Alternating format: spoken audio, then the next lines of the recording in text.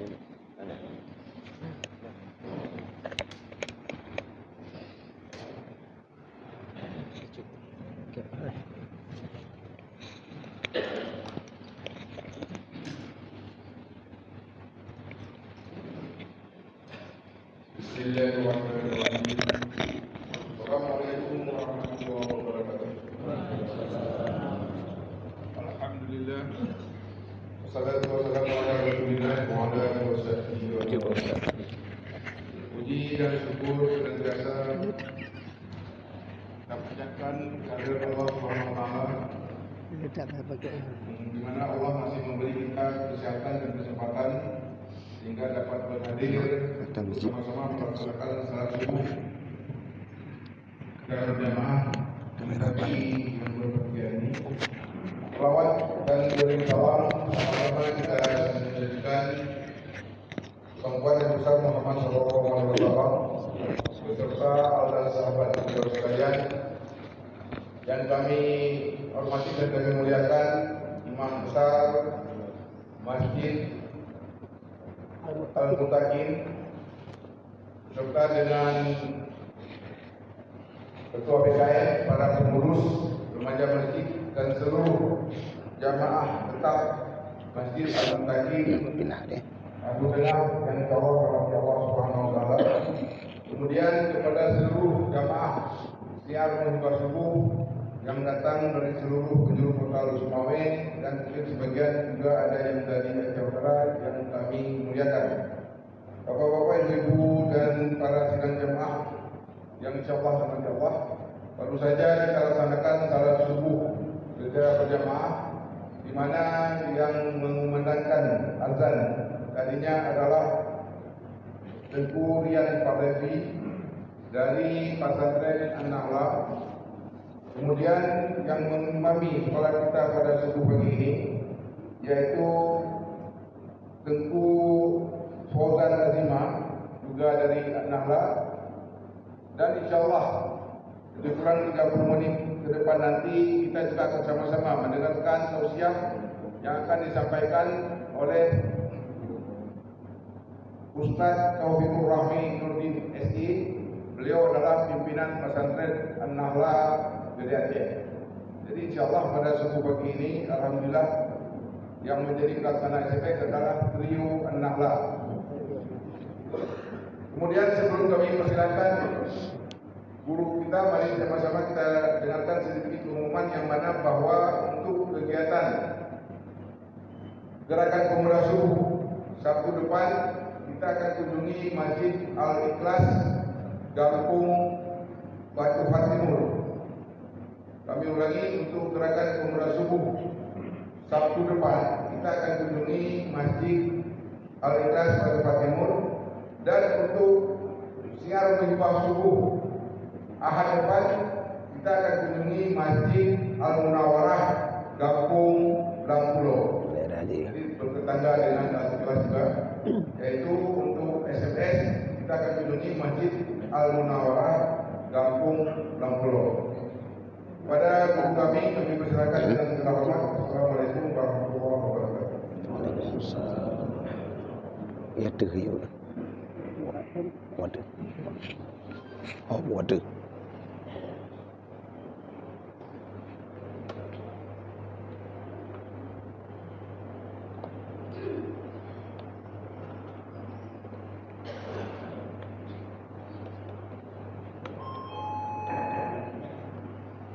Assalamualaikum warahmatullahi wabarakatuh.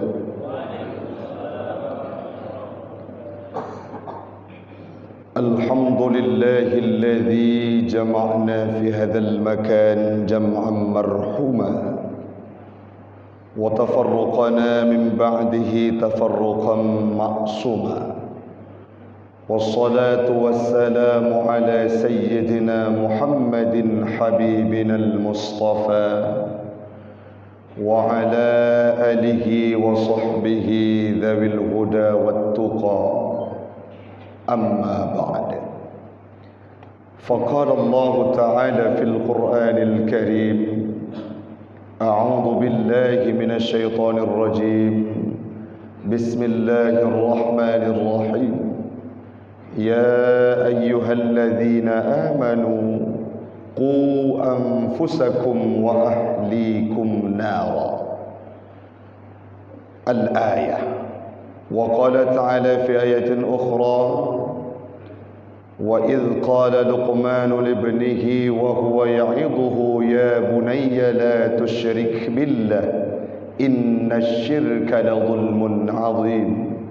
صدق الله العظيم وصدق النبي رسوله الكريم ونحن على ذلك من الشاهدين والشاكرين. إلهي أنت مقصودي ورضاك مطلوبي أعطني محبتك ومعرفتك.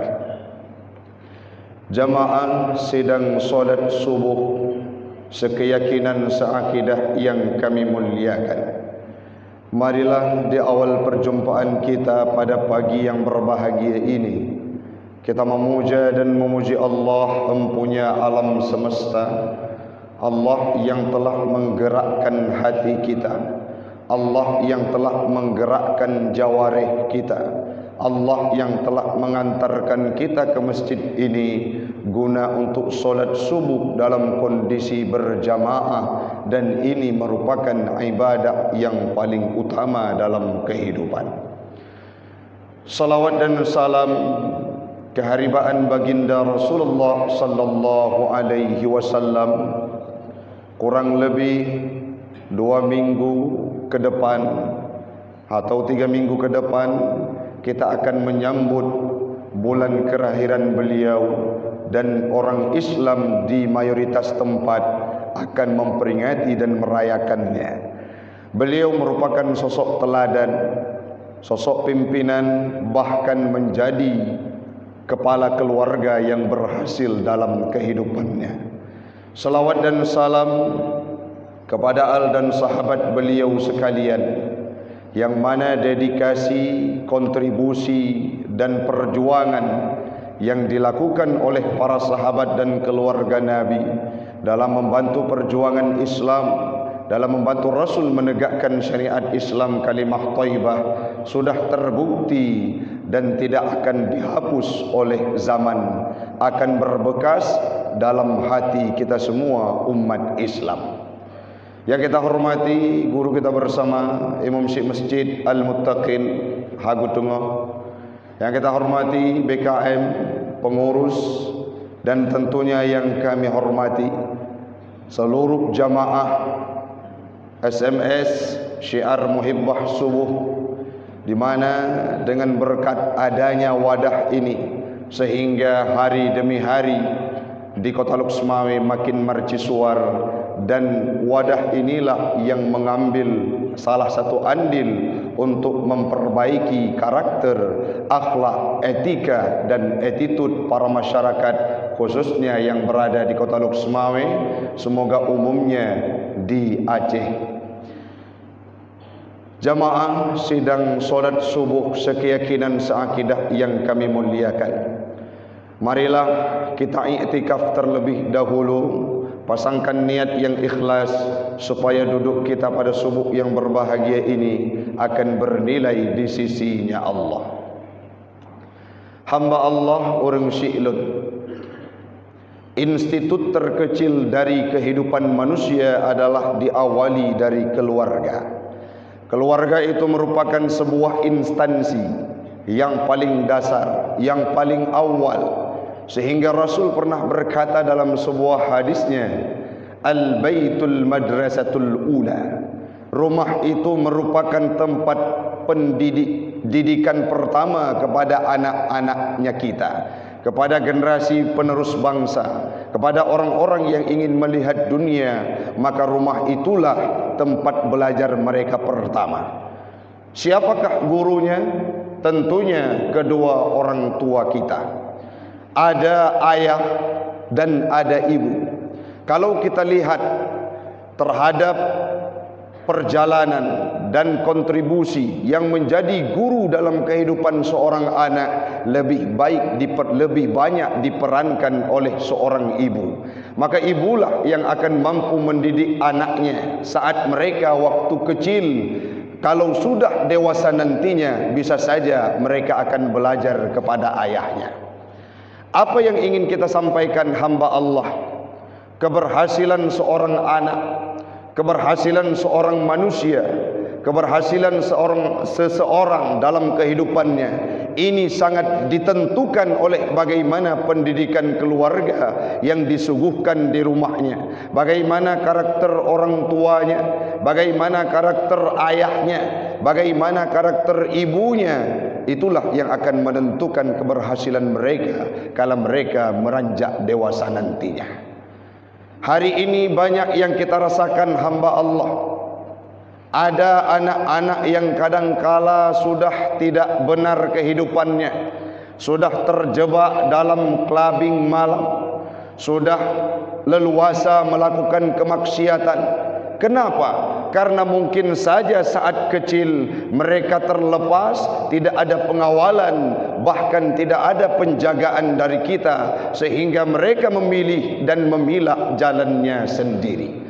Saat sudah remaja, saat sudah dewasa, kalimat yang kita utarakan adalah sangat sayang terhadap kehidupan anak kami yang tidak tahu menau terhadap kehidupan, terhadap ilmu pengetahuan agama. Kenapa demikian?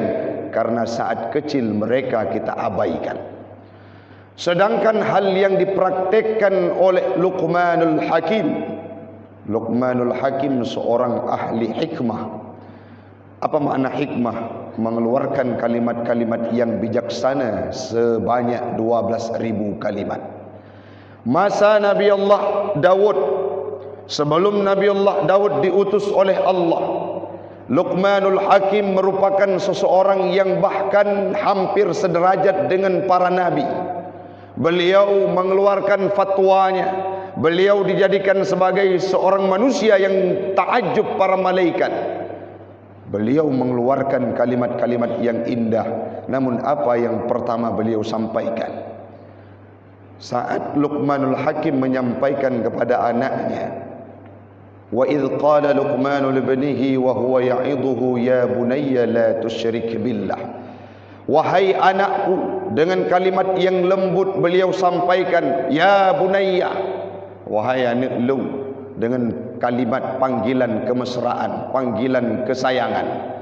Dan yang harus tahu ya ni wate ubud dengan kalimat-kalimat yang indah urang si lu. Nyona urang si kadangkala nanane gak gebu.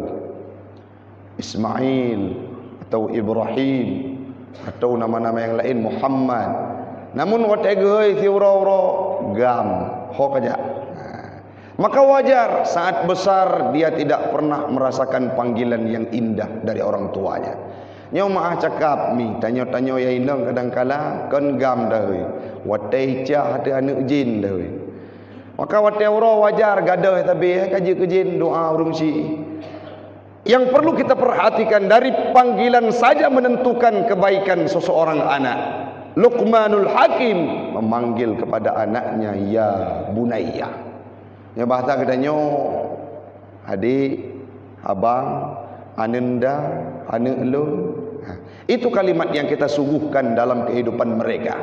Saat mereka ingin berbuat jahat, saya dimanjakan oleh orang tua di rumah. Orang tua saya sangat lembut. Maka karakter yang terbentuk dalam kehidupan mereka adalah karakter-karakter yang kita suguhkan. Dengan ya bunayya, tasghir isfaq, panggilan bagi anak ubud dengan penuh kelembutan.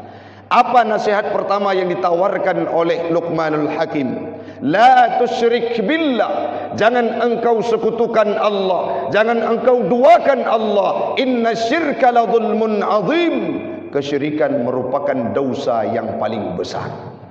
Itu yang pertama dididik oleh Luqmanul Hakim kepada anaknya yang masih kecil. Mantengku pujud tak doktrin anak katanya wate ubud. Hai anak mit umur 2 tahun, 2 tahun, 4 tahun. Tak pegah aju Allah, sidro Allah yang Maha Esa. Mereka belum mampu mencerna bagaimana kondisi zatnya Allah, bagaimana hal-hal yang sifat-sifat yang wajib kepada Allah. Artinya apa? Kita memang harus mendoktrin kepada anak-anak kita yang masih kecil, la tusyrik billah, jangan engkau sekutukan Allah. Itu pendidikan yang pertama. Yang kita lakukan sekarang, anak-anak gedanyo sedang terjangkit, bahkan kita semua sedang terjangkit dengan virus nomofobia. Apa itu nomofobia, Ustaz? Orang-orang yang terpikat hatinya dengan gadget ataupun HP. Nah, orang tahu ciri-ciri, Ustaz, apabila kita sudah terjangkit dengan virus nomofobia. Hana HP hitutah. Saat kita bangun subuh, yang kita cari adalah handphone. Bahkan ada orang laki-laki atau perempuan man HP le pasangan nya nate muduk-duk jantung de kai baca arati ake kabe kamati ke. Itu sudah terjangkit dengan nomofobia. Dalam sebuah survei yang dilakukan oleh beberapa tokoh, alhasil 56% di Inggris Raya sudah terjangkit nomofobia tahun 2019. Siapa konsumennya? Siapa orang-orang yang terjangkit virus tersebut? Dominan orang muda dan dewasa yang masih muda. Artinya orang-orang remaja yang baru beranjak dewasa. Kita lihat kalian orang-orang ayah-ayah gedanya jamun. Hana metinggal ke PHP. Bahkan tajuk tinggai kerau. Bagi contoh ayah ulun tuan baru. Lun me kena ulu kadua uro hino baru tinggal. Hayah HP yang gebelo oleh abang patah mu puduk pun kagak ada. Artinya apa? Memang benar seperti survei yang mereka buat. Alhasil yang terjangkit dengan nomofobia adalah anak-anak muda dan urang-urang yang baru meranjak dewasa. Ada sebuah cuitan, ada sebuah opini yang disampaikan oleh beberapa orang. Wate tajak menjame rumah ngon-ngon tu merempok tapi kerorod. Sedangkan kawan kita itu punya anak. Kadangkala anak-anak tersebut tidak keluar dari kamarnya. Kenapa? Sibuk dengan media sosialnya, sibuk dengan HP-nya, sibuk dengan tontonan gadgetnya. Itu merupakan virus dalam kehidupan kita. Sehingga dari sekarang harus gedanyo pejiu. Pakan mana anak gedanyo, Ustaz? Terjangkit dengan virus nomofobia. Watai klik yuhubud ijamun. Kendot tajuk. Kan susu tapi HP supaya tenang kehidupan kita. Bacut-bacut sehingga mereka ketagihan, sehingga mereka tidak bisa melepaskan diri. Itu kesalahan yang kita lakukan sehingga sekarang harus kita tanggung akibatnya. Maka solutif, cok bengoh me baca jemaah, cok bengoh me masjid. Watai subuh-subuh minggu ke depan GPS di Masjid Al-Ikhlas, bangunkan dia, kita bawa ke tempat jamaah. Minggu depan di Masjid Al-Munawwarah kita bawa anak-anak kita untuk ikut bercibaku, merasakan atmosfer subuh sehingga mereka terlepas sedikit demi sedikit dari virus nomofobia yang sedang menggerogoti tempat-tempat kita di Indonesia, di Aceh dan tidak terkecuali di Kota Lok Semawe. Urang nak pegah kadang-kala. Tengku anak kamu hanapa? Saat kita ingin berkata bahwa anak kita tidak benar, lihat dulu apa yang sudah kita didik dalam kehidupan mereka. Ada anak-anak yang tidak benar membangkang orang tuanya. Itu sangat mengambil andil dari kehidupan orang tuanya. Mana contohnya? Kan'an murka kepada Nabi Allah Nuh. Kenapa? Karena Kan'an memiliki seorang ibu yang juga kafir kepada Nabi Nuh. Tidak mau mengikuti ajaran tauhid, yakni agar agama yang dibawakan oleh Nabi Allah Nuh. Saat Nabi Nuh berkata dalam ayatnya, dalam firman Allah, ya bunayya irkam ma'ana, wahai anakku naiklah bersamaku. Apa jawabnya? Sa'awi ila jabali ya'simuni minal ma'. Aku akan naik ke gunung yang akan mampu menjauhkan diriku dari banjir yang dihadirkan oleh Tuhanmu, kata anaknya Nabi Nuh. Kenapa? Karena ibunya tidak taat kepada Allah. Ada contoh yang lain, maling kundang. Ada contoh yang lain, yang mana anak-anak ini ditempah oleh tangan seorang orang tua yang tidak benar sehingga melahirkan generasi yang tidak baik. Namun ada contoh yang menjadi solusi dalam kehidupan kita. Siapa mereka? Ada Nabi Allah Ismail, ada Nabi Ibrahim, ada Nabi Muhammad dan para anbiya lainnya, yang mana mereka menjadi anak sekaligus contoh teladan dalam kehidupan kita. Kenapa? Karena memiliki orang tua yang sangat bijak, terutama orang tua perempuan. Nabi Ibrahim secara logika beliau tidak mungkin menganut agama tauhid, yakni agama Islam. Kenapa? Ayahnya pencipta berhala, produsen berhala, yaitu Hazar.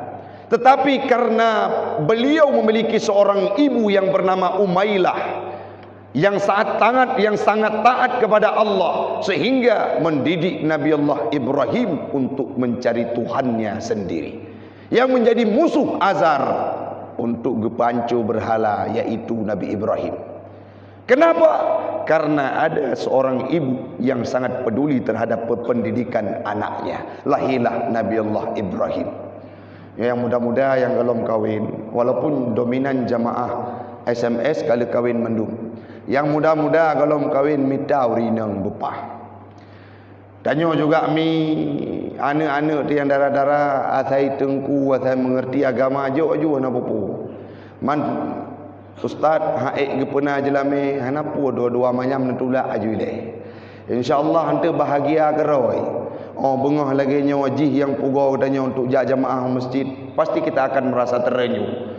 Maka pilihlah generasi-generasi terbaik untuk kita jadikan calon bagi anak kita, yang mana di tangan mereka lah akan mampu melahirkan generasi terbaik dalam kehidupan kita. God urinang, God anak miat. Menyaurinang hanapa, ube ejit God uragam. Berpotensi generasi kita akan menjadi generasi yang porak-poranda. Nanturi Imam Asy-Syafi'i, Imam Malik, bahkan seorang tokoh yang sering disebutkan merupakan presiden ketiga, yaitu Habibie. Beliau semua yang sudah kita sebutkan namanya tadinya sangat besar diambil andil oleh ibunya.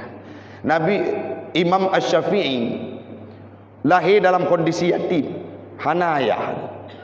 Tetapi ibunya sangat peduli terhadap pendidikan Imam Asy-Syafi'i.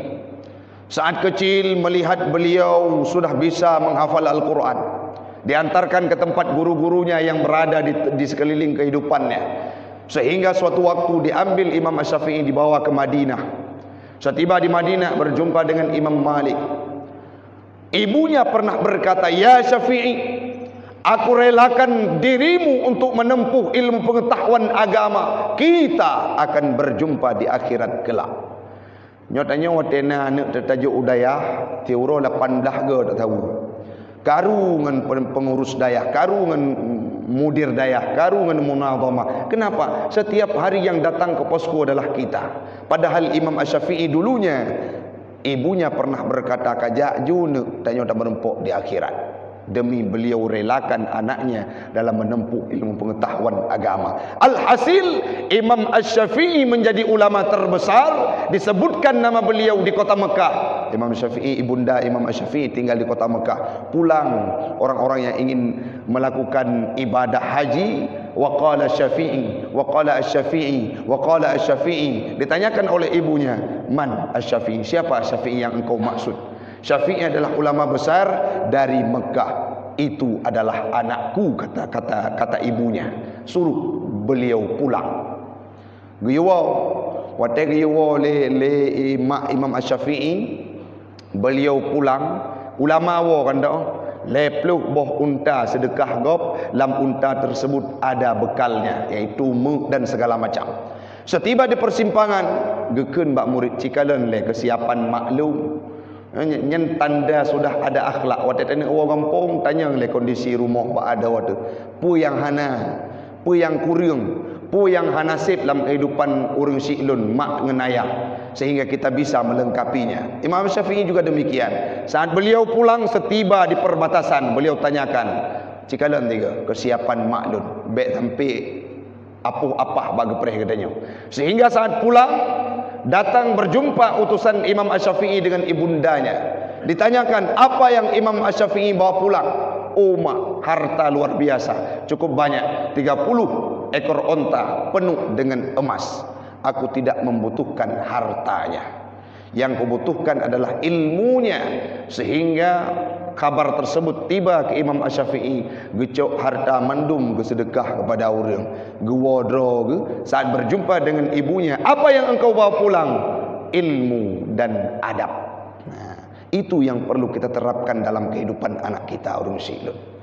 Berikan pemahaman ilmu kepada mereka, berikan, suguhkan pemahaman-pemahaman akidah kepada mereka. Saat besar mereka pasti akan menjadi generasi yang tidak akan membangkang ataupun paradok dengan pendapat yang kita keluarkan.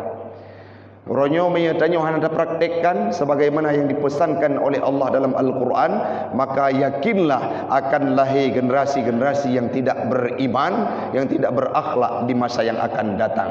Allah berpesan dalam firman-Nya, ya ayyuhalladzina amanu, wahai orang-orang yang beriman, qu anfusakum wa ahlikum nara, jagalah anakmu, jagalah dirimu dari api neraka, ahli keluargamu. Dalam tafsir As-Suyuti, dalam tafsir Hasyiah Sawi, Imam As-Suyuti menjelaskan bahwa makna ahli di sana adalah al-aulad, yaitu anak-anak, wan nisa, perempuan. Perempuan siapa? Istri-istri kita. Itulah yang harus kita jaga. Orangnya yang berbicara jaga keluarga gop kahe pulang jamun yang akhirnya orang silun. Maka tugas kita yang dibebankan oleh Allah adalah jagalah anak kita sendiri, baru kemudian kita ambil andil untuk kepengurusan orang lain. Terutama anaknya merupakan tanggung jawab kita. Bagaimana yang harus kita terapkan dalam kehidupan mereka? Dalam tafsir At-Tabari, dalam tafsir Ibnu Katsir, dalam tafsir As-Suyuti, baik Jalalain ataupun Hasyiah Sawi, disampaikan bahwa bi taatillah, dengan taat kepada Allah dan menjauhkan segala kemaksiatan. Itulah pendidikan pertama yang harus kita terapkan dalam kehidupan anak kita. Dalam sebuah tafsir dalam sebuah pendapat dalam kitab Ibnu Katsir dijelaskan bahwa makna qu anfusakum addibuhum wa allimuhum, berikan pendidikan karakter kepada mereka. Pu yang perlepon penuh akhlak. Wateu but anak mit penuh akhlak lek anak mit. Bagaimana cara memberikan akhlak kepada mereka? Contohkan. Be tanya ohoro temuna. Be ohoro tanya ngan mak promoh ngan lakoi ke anak empaki McDonald tiuroi ke anak, sehingga mereka akan mencari jalan sendiri ataupun mengikuti jejak kita. Panggilan kemesraan harus kita hadirkan dalam kehidupan di depan anak kita. Nyo be tahui promo tu dengan kalimat-kalimat yang hanagot. Budaya-budaya itu sudah bisa kita hilangkan. Nabi Muhammad walaupun sudah dewasa, walaupun sudah berumur, beliau saat menikah dengan Siti Aisyah, panggilan kemesraan tetap beliau ulurkan walaupun disaksikan oleh siapapun. Apa yang beliau panggilkan? Ya Humairah, wahai putih kemerah-merahan. Yuhoi, kalimat-kalimat buga-buga irmo. Manteng kuda hitam, yuhoi ya aswad.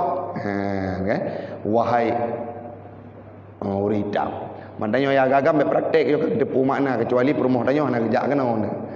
Hanya minta he ya aswad irmo onda bisa saja tibulun hana kemaguan kamu sibaci.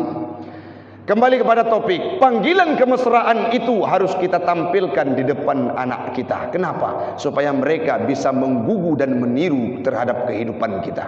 Addibuhum wa allimuhum, bi akhlaq ele baru juk pengetahuan agama. Itu yang dianjurkan oleh Allah dalam kehidupan kita. Na'udzubillah, kejadian-kejadian pada akhir-akhir ini sangat membuat kita tragis. Ada anak yang mengasingkan orang tuanya, ada anak yang mengantarkan orang tuanya ke panti jompo, bahkan ada anak yang rela dan tega membunuh orang tuanya. Kenapa? Karena tidak memberikan apa yang dia mau. Pernah kejadian suatu ketika tahun 2016 di suatu tempat di wilayah kita dekat, tidak kita sebutkan namanya. Ayahnya distributor sabu-sabu. Anaknya juga distributor sabu-sabu, dua ranah yang berbeda. Artinya saling bersaing untuk mencari pelanggan. Tiba-tiba suatu ketika itu pula bahawa ayah ji gena minta pelanggan di sektornya. Semeno yak minta konsumen, yak minta pelanggan atau jatah anu, langganan anu. Tiba-tiba itu pula wadai itu pula bersiap parang untuk ipoh yah. Tiba-tiba ya haji pergi juga depu, maka sama-sama bersiap parang, ngepreh-preh dalam seput tengah malam. Alhasil yang meninggal adalah ayah, yang mati adalah ayah. Wajar karena ipoh liana yang manteng muda dan tegah. Cina bayangkan dari Ubud tak peraya sampai ke tajuk ikula, tajuk bakbet, tabibu, tadi tiba-tiba wate raya karena hanapah pendidikan yang kita nyojuk, yang poh gedanya adalah anak sendiri. Dan itu sangat banyak terjadi di luar Aceh dan umumnya di Indonesia, di dunia manapun. Maka ini merupakan kesalahan yang kadang-kala terwujud dari kehidupan kita. Hari ini dialog dengan pihak KUA, apa yang disampaikan? Kasus terbanyak di Kota Luksmawe adalah gugat cerai. Sebelumnya perceraian, sekarang gugat cerai. Artinya kerban ke ngembali ke. Ini merupakan sebuah hal yang memicu terjadinya frustasi dan depresi terhadap kehidupan anak. Waktu kalian mak yang yah kenapa anak mi dipilih jalan road.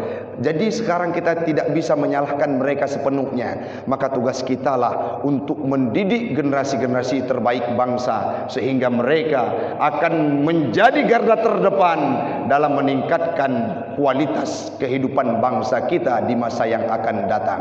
Mudah-mudahan bermanfaat bagi pribadi ulun tuan dan kepada jamaah sekalian. Beberapa hal yang perlu kita ambil sebagai kesimpulan. Yang pertama, anak mit saat mereka masih kecil berikan pendidikan Islam, doktrin bagaimana keesaan Allah menyangkut dengan zatullah. Yang selanjutnya addibuhum wa allimuhum, berikan pendidikan akhlak dan ilmu pengetahuan dalam kehidupan mereka. Kalau itu kita praktekkan, maka insya Allah akan lahir generasi beriman, mewujudkan negara yang baldatun thayyibatun wa rabbul ghafur. Amin amin ya rabbal alamin. Hanya ini yang dapat kami sampaikan.